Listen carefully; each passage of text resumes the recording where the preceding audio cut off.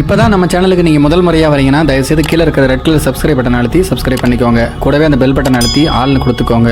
அப்போ தான் நம்ம போடுற வீடியோ உங்களுக்கு தினமும் கிடைக்கும். சரி வாங்க இப்போ நம்ம வீடியோக்குள்ளே போகலாம். திருக்கழுங்குன்றம் அருகே சிறுவன் ஒருவன் பாலியல் பலாத்காரம் செய்த சம்பவத்தில் பாதிக்கப்பட்ட அந்த இளம்பெண் உயிரிழந்த சம்பவம் பெரும் அதிர்ச்சியை ஏற்படுத்தியிருக்கிறது. செங்கல்பட்டு மாவட்டம் திருக்கழுங்குன்றம் அருகே மலைமுகட்டு பகுதியில் இருளர் என பெண்ணை மர்ம நபர் ஒருவர் பலாத்காரம் செய்துவிட்டு தப்பி ஓடிவிட்டார். அந்த பெண்ணினுடைய மகன் தன்னுடைய தாயை காணவில்லை என்று பல்வேறு இடங்களில் தேடிக்கொண்டிருந்தார். அப்போது புதர் அடங்கிய பகுதியில் ஆடைகள் கலந்த நிலைமையில் மயங்கி இருப்பதை கண்ட மகன் அதிர்ச்சி அடைந்தான். இதனையடுத்து அந்த பகுதியினர் அந்த பெண்ணை மீட்டு மருத்துவமனைக்கு அழைத்து சென்றனர். அந்த பெண்ணை பரிசோதித்த மருத்துவர்கள் வரும் வழியிலேயே உயிரிழந்து விட்டதாக தெரிவித்தனர். இது தொடர்பாக திருக்கழுங்குன்றம் போலீசாருக்கு தகவல் தெரிவிக்கப்பட்டது.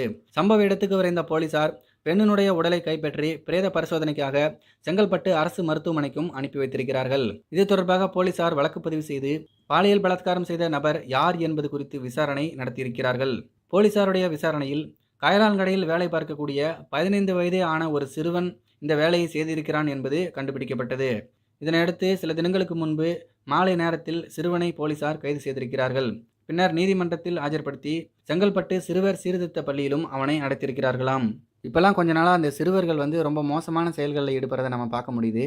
இதெல்லாம் எங்கே போய் முடியும் அப்படின்னு தெரியல. இதை பற்றி உங்களுடைய கருத்துக்கள் என்ன அப்படிங்கிறத கீழே இருக்கிற கமெண்ட் பாக்ஸில் தெரியப்படுத்துங்க.